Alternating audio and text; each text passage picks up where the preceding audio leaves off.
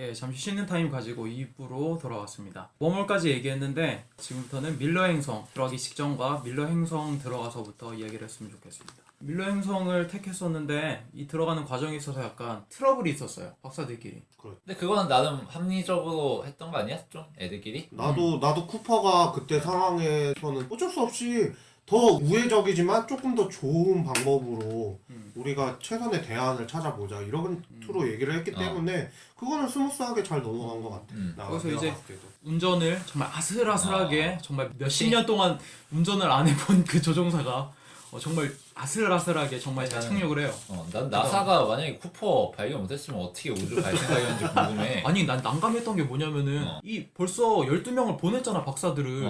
그 정도의 벌써 기술력을 갖고 있는 그 파일럿들이 몇 명 있었을 텐데 왜 하필 쿠퍼냐 이거지 난. 그치. 그게, 그리고 만약에 쿠퍼 이상의 기술자가 없다 그래. 그러면은 진작 찾았어야지. 그치. 쿠퍼가 무슨 뭐 무협지 어디 은둔 고수 이런 것처럼 통신도 안 되는데 이런 데 있는 게 아니잖아. 그치. 수색하면 충분히 찾을 수 있었다고 말. 뭐 쿠퍼도 나사까지 가는데 얼마 안 걸렸잖아 사실. 맞아. 굉장히 가까운 데 있었는데.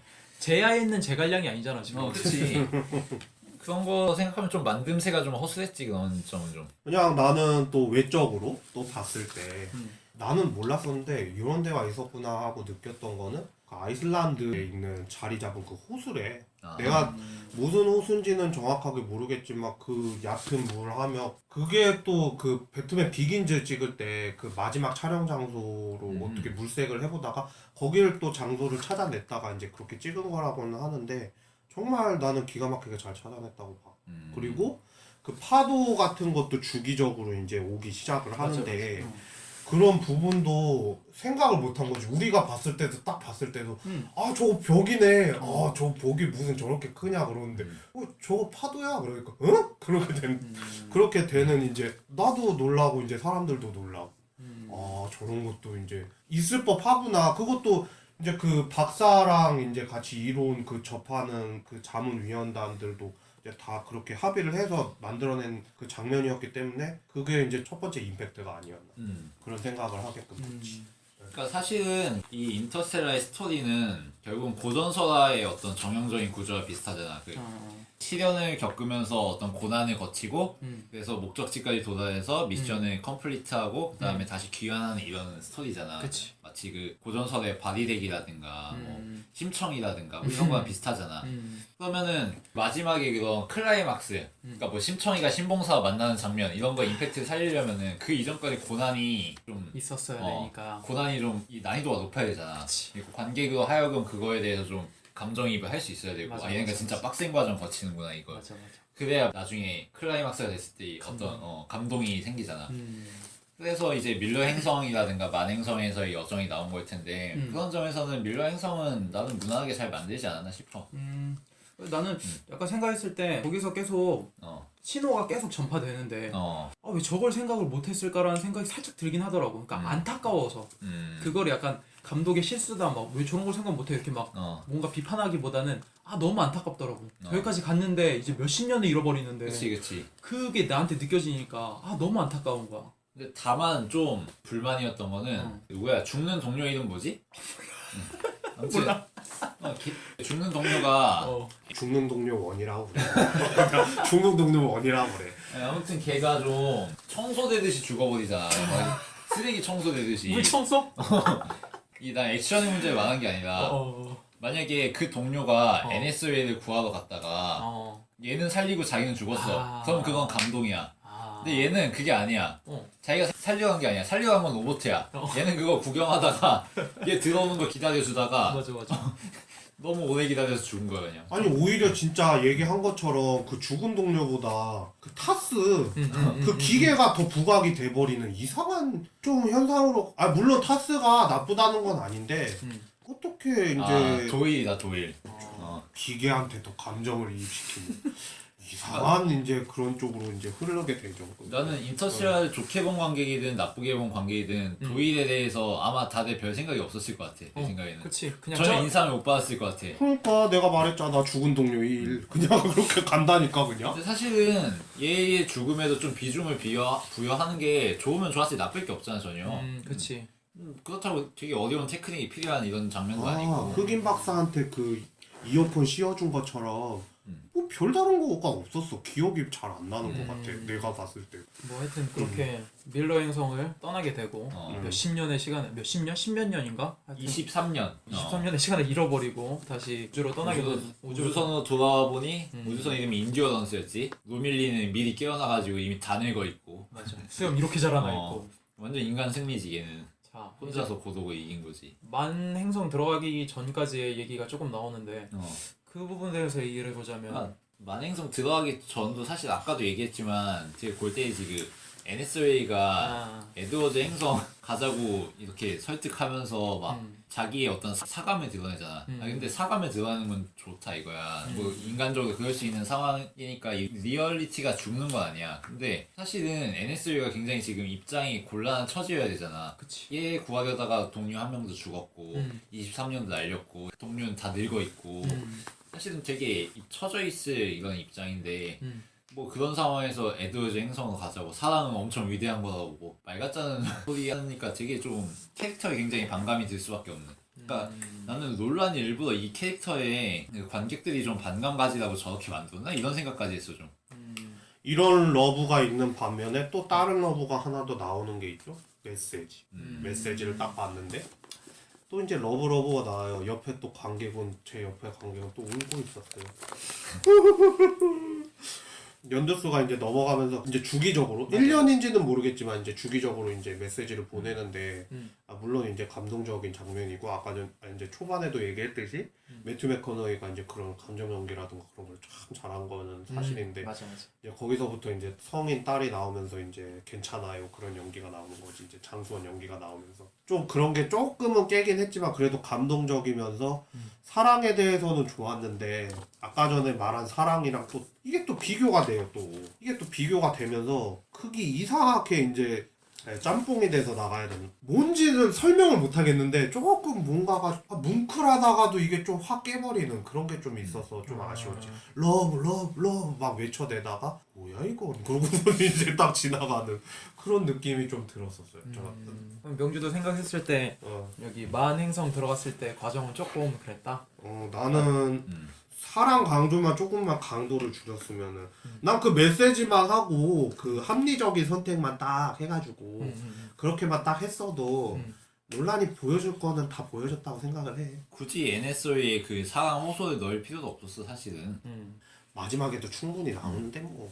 그러니까 자기의 어떤 전문가로서의 입장 역설을 하는 이런 식으로 만들었으면 충분히 괜찮았을 거라고 보거든. 왜냐하면은 자기의 그 전문적인 입장 역설하는 게 사실은 자기의 사감 때문인 걸 관객이 충분히 눈치챌 수 있는 상황이잖아. 맞아. 자기 애인 구하려고 가는구나. 근데 명분은 그렇다구나. 이런 상황에 대해 좀 볼만하지. 눈물 흘리면서 정말 사랑은 뭐 인간의 뭐 본질적인 거고 뭐 중력을 끌어당기고 뭐 이런 굉장히 겉멋도는 얘기하니까 전주 굴리는 그 상황에서 두세 번 본 내가 본 입장에서도 좀 이상하게 보이지 나중에는. 자기적으로 캐릭터를 트롤러로 만들어버렸어.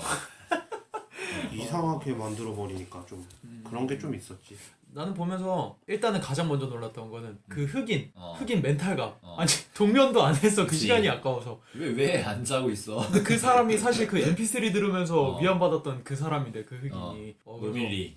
그 배우를 보면서 와 시간이 이렇게 지났구나. 일단 그치. 충격을 확 받았고 그 다음에 확실히 쿠퍼가 가족들이 보내는 영상 메시지를 보면서 힘들어하는 그 모습이 확실히 그 배우가 그 상황에서 할 수 있는 최선의 연기였다고 생각이 들었어. 그리고 나서 그거를 정하는 데 있어서는 약간 그런 생각을 했어. 남자가 아니고 여자니까. 에드워드 행성으로 가기 위해서 브랜드가 그 얘기하는 게 여자니까 이제 아무래도 아빠도 죽었을 것 같고 남은 사람은 이제 내가 그래도 사랑했던 저 사람이 희망이 된 거지. 모르겠어. 남자 여자 시선 차일 수도 있긴 하지만 합리적인 선택을 해야 되는 게 맞고 자기가 할 말도 없는 게 맞긴 하지만 그래도 여자야. 여자니까 그래도 이렇게 얘기할 수밖에 없어 그 상황에서. 근데 나는 그거에서 오히려 불만이었던 게 이게 전형적인 민폐녀 프레임이란 거지. 그러니까 관객들이 봤을 때. 그러니까 얘를 민폐녀로 일부러 만들려는 프레임이 설정돼 버리니까 되게 불편한 거야. 막 일부러 막 무슨 여성 비하적인 감독이 만든 거 아닌가 이런 생각이 들 정도로. 그 정도로 생각이 들었어. 논란은 무슨 여성을 갖다가 여성이 없어지면은 뭐 극한의 상황까지 간다는 그런 배경을 전제하에 그렇게 만드는 것 같아. 난 그래서 내가 여자였으면 되게 불쾌했을 거라고 생각하거든 영화 보면서. 어떻게? 그러니까 왜 여자를 저렇게 비합리적인 존재로 묘사해 놓냐고 이런 생각 했을 것 같아. 아니 쿠퍼 안에도 죽은 상태로 영화가 시작되는 거 아니오. 딱 봤을 때. 왜 여자를 그렇게 저렇게 되는 것도 있으니까. 트롤링만 하고 민폐만 끼치고 감정적으로 행동하는 존재로만 묘사하죠? 딱 이렇게 논란에게 좀 태클 걸 수 있는 그런 하긴 그냥. 밀러 행성에서도 약간 그런 행동이 있었으니까 그래서 더 그렇게 생각할 수도 있었겠다. 왜 매튜 맥커너이 엄청 멋있게 그렸는데 NSA는 왜 민폐녀로 만들어요? 이런 생각 했을 것 같아 나는 좀. 그래서 어쨌든 합리적인 선택 끝에 만행성에 가게 되는데 만행성에 딱 도착했을 때 이미지가 어땠는지. 일단 내가 또 외적으로 설명을 하자면은 그것도 아이슬란드에서 찍은 건데 둘 다 이제 아이슬란드에서 찍은 거야. 그 행성 두 개 다. 근데 비하인드가 제작진이 그 4.5톤이래 우주선이 작은 게 4.5톤인데 그거 옮기는데 죽는 줄 알았다고. 비행선 아예 본체를 만들어가지고 거기 가서 이제 찍은 거지. 4.5톤이나 돼서 만든 거야? 그게 4.5. 타스도 옮기고 그것도 옮기고 이제 다 하잖아. 그렇게 해서 막고는 진짜 엄청나. 그러니까 제작비가 우리나라보다 엄청난 거 아니겠어요. 어쨌든 간에 이제 그렇게 이제 만들어 놓고 갔는데 이제 만 박사를 만나기 전에 이제 그런 것도 다 제작을 하고 그래야 될 거 아니야. 그런 그치. 거에 대한 이제 세세한 표현이라든가 그런 거 보면서 따지는 사람도 되게 많았대. 아니 우주복 보면서 아니 저 별반 차이가 없지 않느냐. 쟤네 거랑 쟤네 거랑 몇 년 차이가 나는데 그렇게 발전을 안 한 거냐 아니면은 그렇게 똑같이 만들고 싶은 거냐 뭐 그런 비아냥도 들었다고 그러긴 하는데 일단은 나는 개인적으로는 그 만 박사의 맷 데이먼이 참 난 적합한 캐스팅이었다고 봐. 그렇게 이제 보고 박사가 그 진행하는 그 과정에 있어서는 진짜 인간의 이기심이란 무엇인지 이제 딱 보여주는 그 대목이 되는 거. 뒷이야기는 뭐 정훈이가 알아서 해주면 되지 뭐. 사실 굳이 저럴 필요까지 있나 이런 생각이 딱 들었거든. 저럴 필요? 그러니까 많이 쿠퍼뿐만 아니라 사실 다 죽여야 되는 상황이지. 그치. 근데 사실 걔네 안 죽이고 내가 살고 싶은 욕심에 거짓말했다. 지금 근데 이 행성에 우리가 뿌리내리면 안 된다. 저 에드워즈 행성으로 가야 된다. 이 얘기해가지고 그냥 할 수도 있는 거잖아 사실. 나는 충분히 그게 더 설득력 있다고 생각하거든. 왜냐하면은 만박사 자체가 일어나자마자 인간 보자마자 눈물 펑펑 흘리는 이런 인물인데 갑자기 급격히 태세전환해서 나만 살고 다 죽여버리겠어. 이것도 물론 좀 어색한데 거기다가 충분히 4명이서 에드워즈 행성 가는 게 자기 혼자 에드워즈 행성 가는 것보다 훨씬 생존율도 사실 높을 거 아니야. 그치. 그 행성에 뿌리내릴 수 있는 확률도 높고 테라포밍이라고 그러지 이런 걸. 근데 뭐 굳이 왜 그리고 죽이려는 작업 자체가 굉장히 부담되고 엄두내기 힘들고 리스크가 상당히 큰 행동이잖아. 사실 합리적으로 보면은 죽이려다가 자기가 죽을 수도 있는 거야. 실제로 죽이려다 죽었잖아. 우주에서 바보같이. 그래서 굳이 저런 선택을 할 만한 이유를 관객이 우리에게 제시를 해주지 못하지 않았나. 당위성이 좀 부족했다. 그냥 저놈은 미친놈이라서 나보고밖에 설명이 좀 안 되지 않나. 개인적으로는 우스갯소리로 하자면 동면을 너무 오래 하는 바람에 뇌가 얼어버려가지고 이제 애가 판단 자체를 못하는 거지. 이제 그 이기적인 거밖에 안 남은 거야. 그냥 그래가지고 그냥 자기만 살면 그만이지. 그러고서는 그렇게 돼버린 것도 있는 것 같아. 그냥 우스갯소리로 얘기는 하지만 커뮤니티 같은 데에서도 그런 얘기를 하더라고. 다 같이 살면은 다 같이 좋은 건데 근데 내가 봤을 때는 그래. 식량난 같은 거를 해소하기 위해서 그렇게 지금 올라간 건데 만약에 사람이 더 살아있으면은 일단 배양을 해서 살아남기는 것가 더 좋은 방법이라고 생각을 하고 일단 있는 사람을 다 죽여버리자 이런 생각도 가질 수 있긴 있거든. 근데 내가 생각했을 땐 내가 얼어버린 것 같아. 결론적으로는 내 생각에는 그냥 얼어버리고 판단력 미스가 돼버린 거지. 그냥 다 같이 결국은 살면 어때? 삽질해서 죽잖아.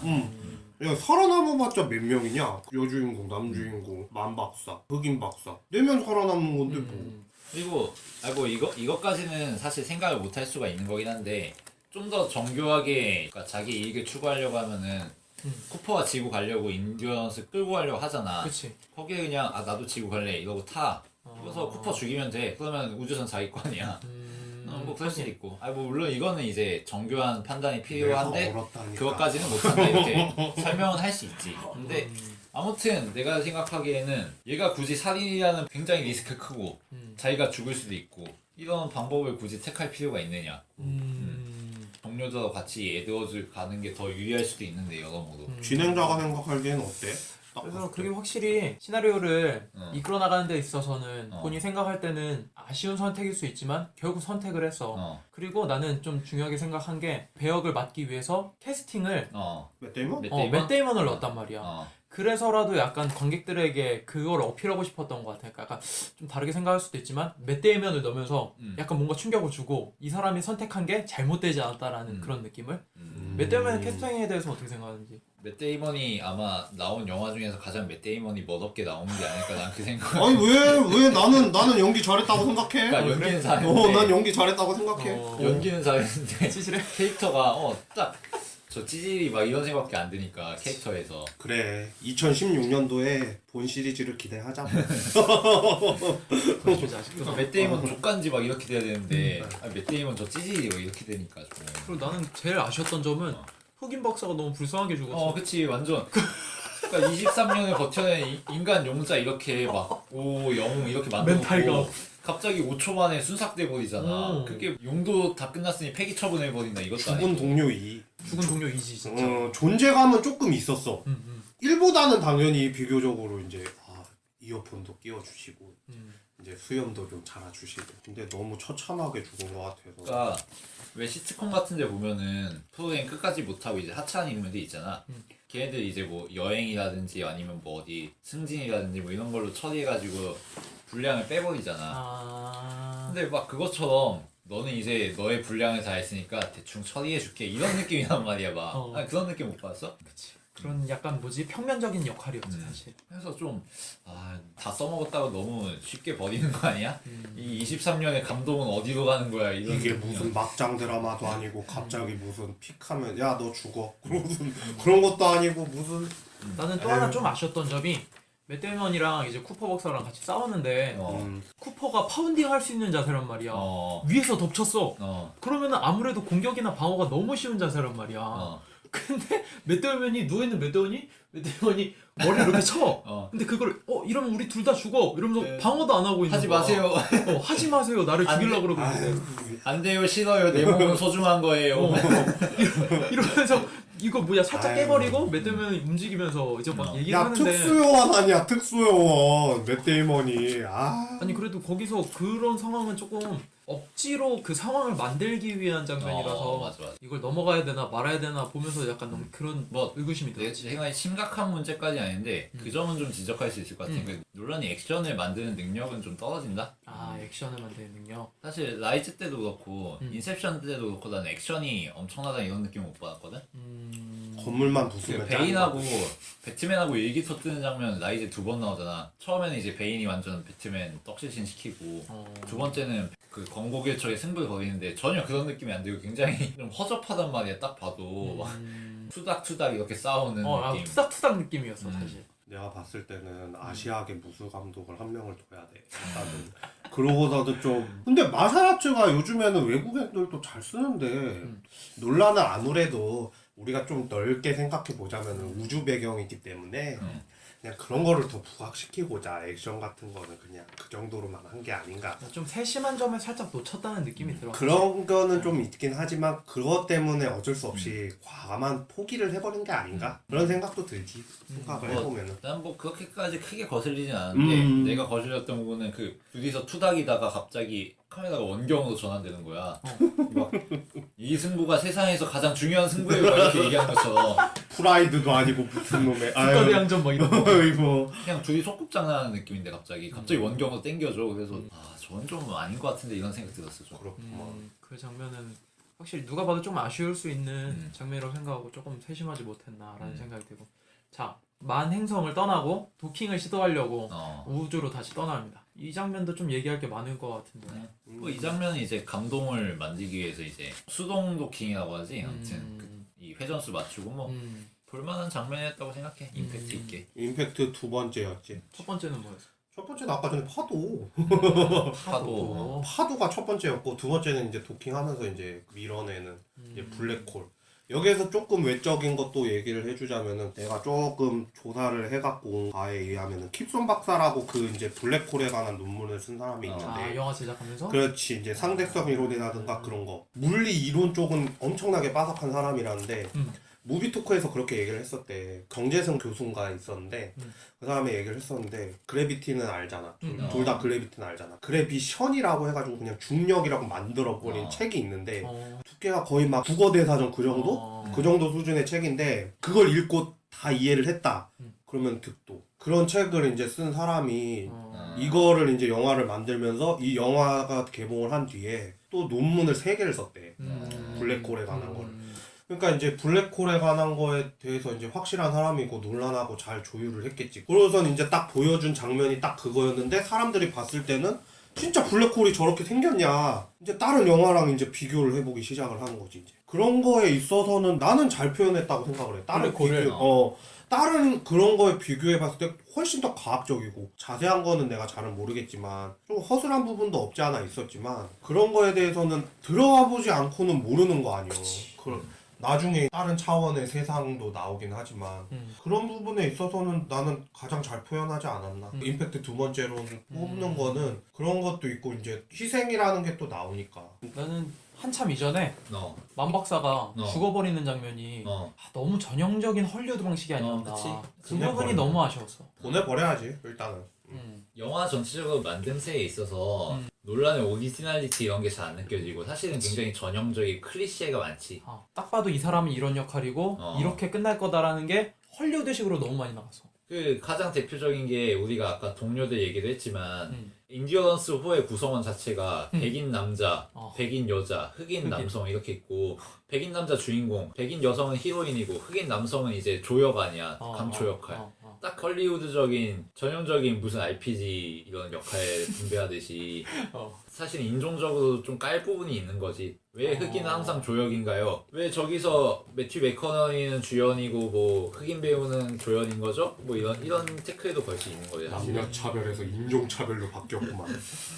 그래서 나는 일단 그 장면이 조금 아쉽다라고 생각하는 찰나에 바로 수동 도킹을 그 시도하잖아. 인디어런스가 막 돌아가고 있는데 그 부분은 확실히 임팩트가 있었던 것 같아. 만 박사하고 쿠퍼하고 궤도안의 일기토 뜨는 거에 비하면 정말 감동적인 장면이지. 그리고 그런 거를 이제 생각할 수가 있잖아. 저거를 궤도를 똑같이 돌리는 거에 맞춰서 끼우면은 할 수는 있겠다. 우리도 생각은 하지만 그걸로 영화로 표현을 굉장히 잘했다고 생각을 해. 맞아. 그 부분은 정말 만족. 그 이후부터는 이제 블랙홀로 들어와서 이제 또 다른 시도를 하게 되는 장면. 참 이게 여기서부터 이제 사람들이 되게 이야기를 많이 하기 시작하지. 이제 도대체 5차원은 뭐냐? 그렇게 이제 시작을 하면서 이제 얘기를 하는데 나는 보면서 느낀 거지만 이제 그 순간서부터 이제 이 사람이 갑자기 인셉션에 꽂혔구나.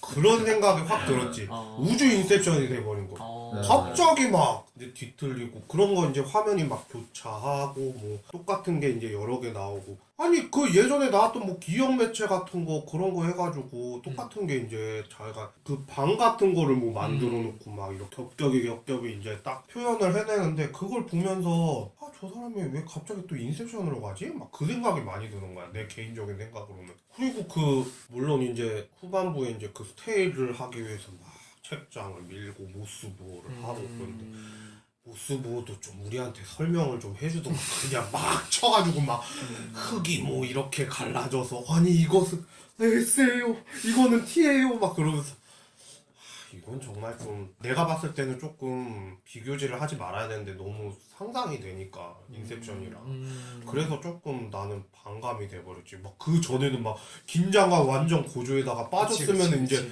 이제 끝이겠구나. 이제 다음 싸움이 어떻게 될까 막 고조되는 그 와중에 이제 갑자기 그렇게 붕 떠가지고 그렇게 하니까 조금 아쉬운 감이 없잖아.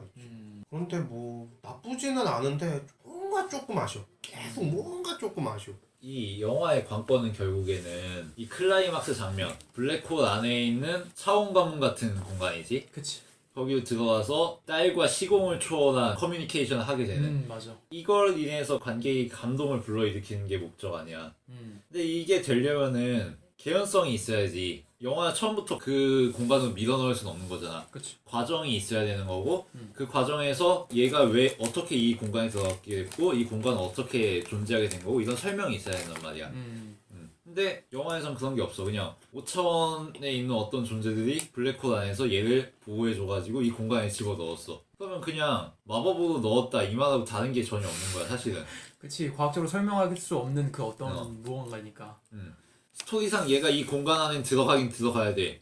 근데 이걸 어떻게 해소할 만한 플롯을 못 만들었어 논란이. 그래서 여기서는 그냥 5차원 누님들이 강림을 해주는 걸로 처리하자 이렇게 된 거라고밖에 좀 생각이 안 됐어 나는. 둘 다 확실히 블랙홀 안에 들어가서 5차원적인 거를 표현하는 데 있어서는 약간 설득력 플러스 영상도 좀 인셉션에 비교될 만큼 좀 아쉽지 않았나라는 생각이 드는데. 근데 비하인드적인 걸로 봤을 때 감독이 얘기한 거는 정말 만족스러웠대 자기는. 자기는 만족스러웠대. 그냥 딱 찍으면서도 내가 이렇게 표현했는데 내가 상상을 한 거를 이렇게 표출해냈는데 이거 생각하면 뭐 여러 가지로 생각할 수 있겠지만 난 만족해. 그러고서도 이제 얘기했다라는 설도 있더라고. 내가 항상 하는 비유지만 이게 인터스텔라의 그 공간도 정신과 시간의 방과 다를 게 없잖아. 군대가 그치. 짱이야 군대가. 그것만 안 해도 지나가.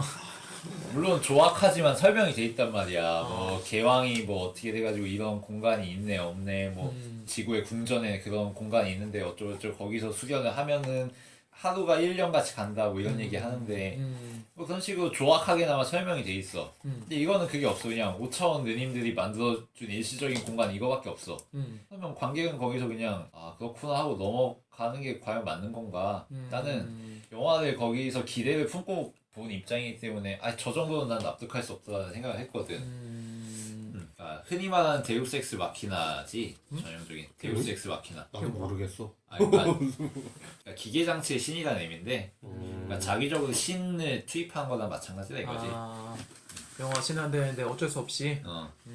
그리고 하나 더 얘기해야 될 부분은 블랙홀을 들어가는 데 있어서 블랙홀로 이렇게 쭉 빨려 들어가는 장면이 어땠는지 막 나는 불똥 같은 것도 막 튀고 막 별 난리가 나고 결국에는 탈출해야 된다니까 탈출을 탁 해버리잖아.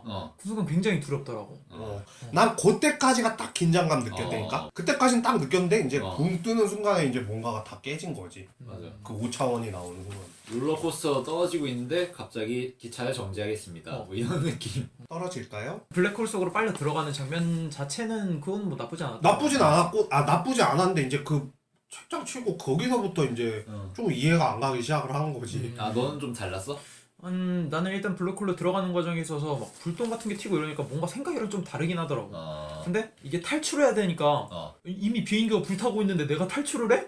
그럼 그냥 죽는 거나 다름없잖아. 탈출을 딱 했는데 뭔가 갑자기 네모난 공간으로 쏙 들어가 통로 같은 데로. 그러니까 뭔가 신기하기도 했는데 이게 책장이었구나 라고 했는데 반반이었어. 그러니까 약간 이게 책장이었어? 이거랑 책장이었어? 이 두 개. 근데 사실 영화 보면서 나는 예측 가능한 뭐 이런 거였다고 좀 생각해. 곡선도 워낙 많이 깔려 있었고. 그래서 좀 싱거웠을 수도 시계도 있지. 있었잖아요 시계. 그치. 그 부분에 있어서 이제 가장 결정적인 대사는 이제 딸이 얘기했던 아빠였어 이거. 그 부분이 가장 컸던 것 같은데 결국에는 이 영화가 얘기하는 데 있어서 인류가 살아남을 수 있는 방법, 과학도 아니고 무언가의 뭐 종교적인 뭐 힘, 뭐 그런 거 나오지는 않긴 했지만 그런 것도 아니라 결국에 인류가 존재할 수 있는 그것은 사랑이다 라는 거를 표현하기 위해서 이 엄청난 과정을 끌고 와서 블랙홀 안에 그 사랑의 그 공간을 아예 채워 넣어버려서 그거에 대해서 어떻게 생각하는지. 난 그냥 한숨밖에 안 나오는 게 뭐냐면은 사랑 좋지 당연히 좋은 거지. 그치. 사랑으로 감싸는 세상 얼마나 이성적이고 정말 좋잖아. 그치. 엄청 좋잖아. 근데 이번 영화 같은 경우에는 두 가지 이제 사랑이 나오는데 이제 그런 부성애라든가 그 NSA랑 이제 교수 마이클 케인 브랜드 교수 이성적인 사랑과 뭐 그런 거에 이제 뭐 사랑이라든가 그런 거는 정말 러브 액츄얼리가 아니면 좀 사랑을 좀 자제하고 그냥 진짜 중요한 거는 놓치고 있는 거 아니에요. 사랑 말고 우리가 이제 사명을 띠고 딱 가가지고 우리가 한번 극복을 해보자. 이제 우리가 인류를 위해서 우리가 한번 바쳐서 이제 그 앞에 나간 사람들도 다 생각을 했으면은 성공을 해야 되는 그런 목적의식 하나 가지고 가면은 또 긴장감 있고 난 더 고조가 됐을 거라고 봐. 메시지라든가 그런 거는 아마겟돈에서도 그런 거 나오잖아. 뭐 죽기 직전에 막 이제 딱 이제 메시지 날리면서 이제 감동 전해주고 그 정도까지는 괜찮지. 근데 목적의식이 점점 러브에 이제 가려지니까 그게 너무 아쉬워진다는 거지. 나중에는 별로 생각을 안 하잖아. 그러고서 또 옆에서 또 울어요, 관객이. 그러니까 결국에는 SF의 탈을 쓴 가족의 사랑에 대한 얘기가 아닌가 싶은데 그건 스미스는 어떻게 그러니까 생각하는지. 그 아까 얘기한 영화지만 그 샤이닝 보면은 아니, 물론 샤이닝도 영화적으로 깔 부분이 많아. 막 그치. 뜬금없는 악역이라든지 뭐 아무튼 그렇지만 나는 샤이닝에서 굉장히 인상 깊었던 건 지구의 멸망을 구원하려는 그 승무원들의 비장미? 이게 좀 느껴졌단 말이야. 비장감이 있어야 돼. 근데 비장감. 인터스텔라에서 비장감이 느껴졌느냐? 지구가 엄청나게 디스토피아적인 상황이고 모래도 많이 굴러다니고 농사도 안 되고 호흡은 이제 멈출라 말락 하는데 인디언스를 탄 애들은 자기들끼리 뻘짓 하다가 마지막에 플롯이 꼬이니까 갑자기 사랑 뭐 이런 느낌이란 말이야. 안 되니까 사랑들이 치는 건 이런 생각을 좀 했어 나는. 그러니까 결국에는 인터스텔라라는 영화는 상대성 이론에 기댄 그 과학적 이론에 기댄 사랑을 이야기하고 싶었었어. 그래서 그 전에 있던 뭐 아마겟돈에 있던 뭐 비장미라든지 아니면 뭐 이렇게 막 다툴 수 있는 그 액션이라든지 또는 그 합리적인 그 선택에 있어서 많이 부족하고 그걸 일부러 과감하게 빼버림으로써 과학적 이론에 기대서 그 시간이 흐름에도 불구하고 아버지와 딸에 대한 사랑은 아직도 있다. 인류를 구원할 수 있는 것은 사랑이다. 라는 그 SF 방식을 논란식으로 했는데 약간 그 중간중간 설득력이 빼버리지 말았으면 하는 걸 뺐기 때문에 조금 아쉽지 않았나라는 결국 생각이 드는. 그렇지. 그러니까 인터스텔라를 봤을 때 이 착착착착 단계를 밟아 나가면서 아 이쯤에선 사랑 얘기를 할 만하다 이런 느낌이 자연스럽게 들어야 되는데 이 인터스텔라를 직접 보고 있으면 사랑 얘기를 꺼낼 때 굉장히 뒤통수를 맞는 느낌이란 말이야. 아유 뭐 이런 뻘스러운 얘기를 하고 있어 갑자기. 그래도 초반에 대놓고 아빠와 딸에 대한 사랑을 이미 깔고 가잖아 이미. 그렇긴 하지. 근데 우주에서의 체험이나 고난이나 과정들을 보면은 전혀 그런 사랑이라든가 그런 걸로 때울 게 아니라 상대성 이론 이런 거는 어디 갔어? 상대성 이론 뭐 4년 공부하고 왔다며. 그런 거는 별로 활용되지도 않았잖아. 사실 상대성 이론 몰라도 이 영화 이해할 수 있어 충분히. 맞아. 블랙홀로 가면 시간 빨라지고 뭐 웜홀을 통과하면은 다른 식물을 넘어가고 이거 영화에서도 다 설명해 준 거고. 뭐 굳이 상대성 이론 몰라도 그냥 공지만 해주면 되는 거란 말이야. 그냥 공지사항. 근데 그런 거는 되게 허술하게 처리해버리고 그러니까 과학적인 밑밥으로 깔아둔 걸로는 감동을 못 이끌으니까 이제 와서 사랑 얘기하면서 억지 감동 일으키기 이런 거밖에는 안 보인 거지. 딱 내가 창세기전 하면서 마지막 파트 2 창세기전 3 파트 2의 그 살라딘과 베라모드의 사랑 노름으로 전락한 그 세계관을 보는 느낌이었었다. 다른 거 다 무시해버리고. 나머지 1, 2, 3 창시전 외전 이런 거에 나온 캐릭터들은 다 휴지 조각이 되어버린 거지 그 순간. 내가 덧붙여서 얘기하자면 그런 드립도 있어. 근데 이과 애들만 이해를 할 수 있다. 문과 애들은 이해할 수가 없다. 무슨 이상한 나는 어쩔 수 없이 세계를 한번 보려고 3번을 본 거지. 막 디지털이라든가 필름이라든가 아이맥스라든가 나 한 번 봐도 이해가 충분히 간다고는 생각해. 딱 보면서 그리고 또 그 안에서 또 애들이 또 잘 설명해줘. 웜홀로 들어가면은 이게 종이가 접혀져서 여기로 갔다가 슝 지나가는 거랑 똑같은 거야. 그러니까 최단 거리로 가는 거야. 막 그러면서 자세하게 설명을 해준단 말이야. 그래서 이해가 안 간다라는 거는 초반서부터 솔직히 좀 지루함을 느꼈다거나 뭐 그런 게 있어서 그렇게 이해를 못했다고는 봐. 내 생각에는 그래. 아니 그리고 나는 SF 매니아인데 이 영화 좀 마음에 안 들었어 라는 포지션 취하는 팬들 진짜 많거든 지금. 그런 거 생각하면 문과이과 드립은 정말 말도 안 되는 거지. 그렇지. 말이 안 된다. 그리고 내가 불만인 거는 이 영화를 비평할 때 사람 입장이 갈릴 수가 있어. 당연히 좋게 본 사람이 있는가 하면은 뭐 부정적으로 본 사람도 있고 이거는 당연히 있을 수 있는 건데 내가 불만을 가지는 부분은 뭐냐면은 이 영화에 대해서 어떤 SF적인 감동을 주는 데 있어서 좀 떨어진 부분이 있다 이렇게 비판을 하면은 이거는 가족 영화다 휴머니티 영화다 이렇게 얘기를 해.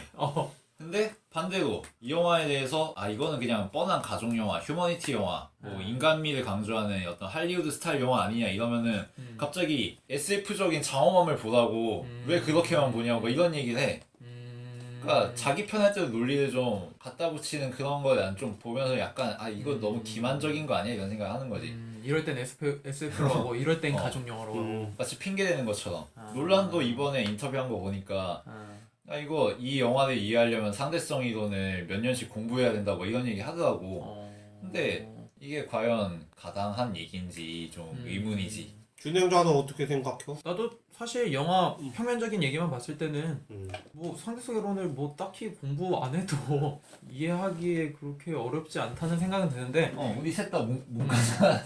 사실 문과고 우리 다 문과인데 뭐. 근데 약간 그 안에 들어가는 뭐 미장센이라던가 뭔가 그 장치들이 뭔가 더 있을 거라고 생각을 해. 왜냐면은 몇 개 뭐 리뷰 같은 거 보니까 정말 크리스토퍼 놀란 바들은 조금 다르게 해석을 하더라고. 이렇게 공중에 떠다니는 볼펜들이나 초반에 딸이 귀에 꽂고 있는 연필이라든지 아니면 그 아들 배우 그 배우가 나중에 배트맨으로 나올 배우라고 하더라고. 아 그래? 그래서 그런 연장선에 있는 그 과정들의 그 완전 세밀한 걸 파고들었을 때는 조금 다르게 해석할 수도 있어서 뭐 우리가 3, 4년 상대성 이론을 공부하면 뭔가 다른 이런 감독이 있어서 이럴 수 있겠지만 사실 그렇게 보기에는 우리가 라이트한 관계이기 때문에 대중이기 때문에 우리는 뭐 그렇게까지는 보질 않지. 야, 나 갑자기 궁금해졌는데 그 상대성 이론 그 식이 있지 않냐? 식 같은 거? 공식? E는 뭐 E는 MC 제곱 MC 제곱. 그것만 딱 보고 그냥 저게 상대성 이론이구나. 그냥 내가 만화책 같은 거 봐도 그런 공식들이 많이 나오거든. 근데 그걸 갖다가 우리가 풀어내진 않잖아. 그냥 나는 이게 요약본이라고 봐. 상대성 이론의 요약본. 그냥 별 내용도 없는데 그냥 거창하게 계속 상대성 이론 상대성 이론 얘기하는 거지. 편안하게 그냥 아니 영화관 가서 누가 그 식을 다 일일이 뭐 계산하고 그러고 앉았겠냐. 그냥 딱 보면서 화면으로 느끼는 거지. 저게 웜홀이구나. 저게 블랙홀이구나. 이렇게 느끼는 거기 때문에 결론적으로 이제 가서 봤을 때는 그런 게 이제 더 안 나타나고 이제 물론 아까 전에 얘기했던 것처럼 사랑이 많이 나왔지만 마지막에 좀 비장미가 한 번 더 있었으면 어땠을까라는 생각도 드는 거지. 이거 아까 대중 얘기 나와서 그런데 사실 뭐 대중들이 이해하기 어려운 측면 때문에 그런 거다 논란 옹호론이 있을 수 있는데 사실 지금 인터스텔라 반응 보면은 매니아 쪽이 더 싸늘하거든 사실은. 논란 매니아. 아니 논란 매니아 말고 그냥 영화 매니아나 SF 영화 쪽. 매니아. 사이언스 매니아. SF 쪽도 마찬가지고. 특히 로튼 토마토 같은 거 보면은 지금 이 인터스텔라 리뷰 보면은 라이크 이시 75% 정도야. 그러니까 이 영화가 좋다는 게 75%인데 이거면은 물론 낮은 건 아닌데 지금 나를 찾아줘 같은 경우에 88%막 이거거든. 그러니까 대박감이라고 생각을 안 하는 거지 매니아들이 그 비평가들이 반면에 그 대중 비평은 좀 높아 로튼 토마토에서 90% 정도 돼 88에서 근데 그렇다고 지금 박스오피스에서 인터스텔라가 엄청 승승장구하고 있느냐 그것도 아니거든. 북미에서 지금 흥행이 괜찮게는 되고 있는데 극장가를 휩쓸고 있는 이런 수준은 아니기도 하고 그냥 동일 시기에 흥행 순위 보면 그래비티보다 못하고 지금. 그렇지. 흥행으로만 봤을 때도 이미 우리나라에서 유독 돌풍이 일고 있으니까. 그러니까 다른 나라랑 박스오피스 비교해봐도 우리나라가 하드캐리하고 있는 거야. 그냥 계속 질질 끌고 가고는 있는데 근데 솔직히 우리나라가 그 인구 대비해서 영화를 가장 많이 보는 국가 중에 하나거든. 영화 시장 크지 한국. 그러니까 뭐 아무리 뭐 스크린 수가 다른 데보다 적다고 하더라도 우리 영향 받는 것도 이제 조금씩은 생겨나고 있거든. 그러니까 딱 저쪽에서 왜 인터스텔라가 저렇게 난리지? 그러고서는 이제 조금씩 이제 캐리를 하다가 보니까 내가 오늘 본 걸로는 14일 기준으로 해가지고 340만 명을 돌파했어 우리나라에서. 근데 이례적인 거는 뭐냐면은 2D를 많이 보지 않고 아이맥스로만 그런 거 위주로 갔기 때문에 이제 그 정도 만약에 2D까지 봤으면은 내가 봤을 때는 엄청나게 더 많이 모였을 거야. 조조라든가 그런 거.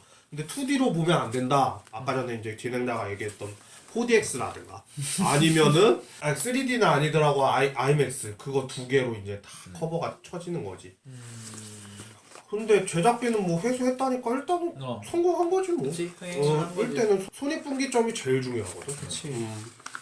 그러면은 이제 블랙홀에서 딸에게 메시지를 전해주는 순간 이후부터 우주를 떠돌다가 어떤 병원에서 눈을 뜨는 순간부터 마무리까지 한번 얘기를 해보면서 마무리 지어보겠습니다. 그러니까 이제 아까 전에 얘기했던 것처럼 내가 거의 마무리를 얘기한 거네. 막 박스오피스 얘기하고 그런 거를 거의 결론에 냈어야 되는데 미리 얘기를 했지만 근데 또 여기가 또 결정적인 게 나와요. 우주 인셉션이라는 게 내가 아까 전처럼 얘기한 것처럼 뒤틀렸잖아요 또 세상이. 맞아. 아이고 야구를 하는데 갑자기 위쪽으로 창문이 깨지냐. 나 영화 그거 생각했다니까. 업사이드 다운 혹시 아나? 업사이드 다운이라고 해가지고 윗세계랑 아랫세계가 있는데 거기에 대한 이제 그 남자랑 여자의 사랑 얘기를 다룬 게 있는데 업사이드 다운이라고 난 그거 보면서 저거랑도 비슷하지 않나? 그렇게 보고 그리고 이제 그 동그랗게 이제 말려 있는 듯한 그 세상을 보면서 저건 우주 인셉션이야. 나는 그렇게 이제 결론을 짓고 그리고 맨 마지막에 또 이해 안 가는 장면이 NSOA를 찾아 떠나는 그 쿠퍼 선장의 나 그거 보면서 말이 되는 소리를 해라. 저게 말이 되냐. 아무리 이제 희망 고문이라고 그래도 그렇지. 저게 말이 되냐. 상대성 이론이고 뭐고 다 집어치우고 봤을 때 같은 세상이 아닌데 어떻게 저걸 찾아내냐. 아까 전에 뭐 억지 감동 이끌어낸다고 그랬는데 또 그 감동을 주고 싶어서 또 그렇게 이제 만들어낸 거지. 또 내 옆에서 또 울고 있더라고. 그거 보면서 막 보면서 울고 있더라고. 커플 두 분이. 아이고. 난 이해할 수가 없었어 그거는 진짜. 나는 불만이었던 게 그러니까 아까 효식이도 얘기했지만 이 정말 수십 년 만에 딸하고 아버지가 상봉했는데 몇 분 만에 끝나잖아. 몇 분 만나고 그냥 어떤 아버지도 딸의 죽음을 볼 의무는 없죠 막 이런 다음에 브랜드 찾아가세요 막 이러는 거야. 근데 갑자기 왜 머피가 브랜드 찾아가라고 해 쿠퍼 보고 브랜드 뭐 알아 머피가 뭐 브랜드하고 쿠퍼 사이에 무슨 썸씽 갔는지 알게 뭐야 머피 입장에서. 사실 이건 굉장히 뜬금없는 얘기지. 이거는 머피의 입장이 아니라 감독의 입장이지. 감독 논란의 입장. 이야기를 마무리 짓기 위한 전지적인 작가 시점에서 말하지 않으면 말할 수 없는 문장인 거지. 머피의 입장에서는 절대 말할 수가 없는 문장인 거야 이거는. 그래서 브랜드 찾으러 가버리는데 이러면은 지금까지 영화를 끌고 온 게 뭐였어? 딸바보 아버지와 아빠 덕후, 파파걸 이거의 어떤 긴밀한 연대 이런 거 아니었어. 사랑과 가족의. 근데 갑자기 거기서 그걸 다 안드로메다 날려버리고 아빠 재혼해? 이거 아니야. 이런 그런 불효막심한 그런. 내가 지금 생각했을 때는 그 만 박사가 수면에서 깨어났을 때 엄청 울면서 그 사람들한테 막 하소연하고 그 장면이랑 이 딸의 장면이랑 그 역할이 바뀌었어야 되지 않나. 맞아. 왜냐면은 지금 우리가 2시간 넘게 그 영화를 보면서 마지막에 왔단 말이야. 드디어 기다리고 기다리던 뚜껑 딸을 만났는데 아니 딸이랑 대화가 너무 상식적이야. 너무 편안해. 그리고 내가 들어도 나쁘진 않은데 감정적으로 이게 맞나 싶어. 그 부분이 확실히 오류가 좀 있었던 느낌이긴 해. 난 그렇게밖에 얘기 못 하겠다. 그냥 그런 식으로밖에 얘기를 못 하겠고 그냥 전체적으로 이제 결론이니까 그냥 마무리 쪽으로 만약에 가신다면은 물론 논란이 이 영화가 못 만들었다는 게 아니야. 진짜 잘 만든 거야. 그치. 제작 대비 해가지고 막 실제적으로 CG를 별로 안 쓰려고 하고 자신만의 그 색깔로 갖다가 이론을 갖다가 얘기를 하려고 이제 많이 노력한 부분이 보이고 나 같은 경우는 3.5에서 4는 주거든. 80에서 한 90은 주거든. 왜냐하면은 또 새로운 장르를 개척하고 어디 기사에서 나온 거지만 또 벽이 하나 세워진 거거든. 틀을 계속 깨는 게 논란인데 아예 이제 장벽을 만들어 버렸어. 우주 SF는 이거를 한번 뛰어넘어 봐라. 이번에는 완전히 박사랑 뭐 다 조우를 해가지고 만든 작품이기 때문에 물론 억지 감동 뭐 그런 게 있을 거라고 우리가 막 이제 비판하면서 이제 깔 건 까고 그렇게 얘기는 했지만 우리한테 딱 1,800억 원을 주어졌을 때 니네가 한번 그걸 한번 만들어 봐라. 그거는 당연히 수고스럽게 일일이 다 하고 조합하고 한 거니까 시나리오도 쓰라고 4년간 이수하라고 그 저기 대학교 지원도 해주고 뭐 그것도 제작비 일부에 들어간 거였대. 그렇게 이제 하면서 다 했기 때문에 한 번쯤은 봐도 좋은 작품인데 나는 어쩔 수 없이 아까 전에도 얘기했지만 3번을 봤지만 3번까지 볼만한 영화는 아니다. 이런 얘기를 해주고 싶구만. 나는 한두 번 정도 한 번 보고 이해 안 되면은 2번까지는 좀 나는 이해는 갈 것 같아. 스미스가 보기에 결말은 어떤지. 나는 영화도 그렇고 다른 장르도 그렇고 그 자신이 이 소속한 장르를 발전시키는 작품을 내는 사람이 장인이라고 생각해. 물론 모든 제작자가 장인이 될 필요는 없지. 근데 어떤 사람들은 장인이 돼야 될 의무가 좀 있어. 남들보다 훨씬 자금 동원력이 강하고 남들보다 훨씬 명망 있고 남들보다 많은 자원들을 끌어모을 수 있고 이런 사람은 영화의 질을 높일 수 있는 이 영화를 통해서 그 후대의 영화들이 영향을 받고 교범으로 삼고 더 발전된 영화를 쓸 수 있는 그런 영화를 만들어야 된다고 생각하는데 인터스텔라가 과연 그럴까? 라는 생각은 좀 하게 돼. 진행자는 어떻게 생각해? 영화를 보는 데 있어서 결국에는 자기가 보는 거기 때문에 어떤 분들은 인생 영화가 될 수도 있는 반면에 어떤 분들은 굉장히 심하게 아쉽다라고 느낄 수 있는 반응이 올 수밖에 없는. 근데 특히 이번 작품은 굉장히 그게 컸던 것 같아. 일단 놀란 감독이었고 그리고 워낙 광고가 그치. 조금 잘못된 면이 있어. 우리나라 그런 거 때리는 게 정말 잘못된 거니까 너무 과대 광고해가지고 뭔가를 이제 해낼 것 같다라는 그런 걸 계속 심어주다가 나중에 막상 이것 좀 아닐 것 같은데? 그런 얘기를 많이 하지. 기대와는 조금 다른 면이 있었지만 그래도 새로운 소재를 가지고 이야기를 풀어내는 방식, 비록 전형적인 헐리우드식으로 가긴 했지만 그런 방법에 있어서는 굉장히 높게 칭하고 싶어. 그래서 나도 한 별점 4 정도 줄 수 있는 영화지 않나. 물론 기대보단 아쉽긴 하지만 괜찮았다. 그러니까 이 소재가 진짜 좋은 소재잖아. 이거 써본 적이 없는 소재고. 그래서 나는 그 점 때문에 더 아쉬운 게 이건 이제 재활용하기가 되게 힘들잖아. 이제 어지간해서는 이미 상대성으로는 이거에 박혀있단 말이야 이제. 그러면 이번에 만들 때 진짜 잘 만들었으면은 이게 얼마나 고전으로서 가치가 높았을 거면 수십 년 회자됐을 텐데 그럴 정도까지 못 올라가고 약간 그 아래 단계에서 멈춰버린 게 좀 아쉽다. 그래서 좀 평가하기가 나는 좀 어려운 게 예를 들어서 인사이드 링 같은 거 있잖아. 이건 그냥 무난하게 잘 만든 영화니까 대충 뭐 3.5에서 4점 주면 돼. 이거 뭐 다슬포소년 이런 거 있잖아. 아유 얘기하지 마.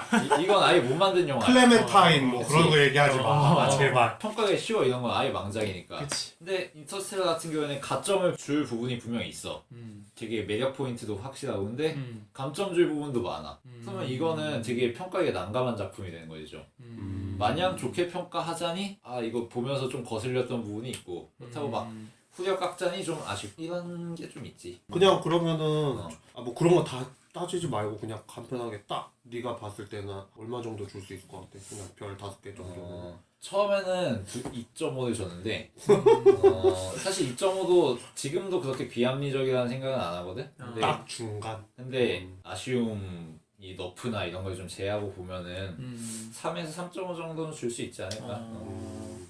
인터스텔라 이야기를 여기까지 하였고요. 저희 영화계라는 방송을 처음 방송했습니다. 저희가 아직 방송하는 데 있어서 미숙한 부분도 많고 편하게 얘기하는 컨셉이기 때문에 들으시는데 불편하실 수도 있다고 생각이 됩니다. 앞으로 더 자연스럽고 방송다운 방송으로 여러분들을 찾아뵙도록 하겠습니다. 감사합니다.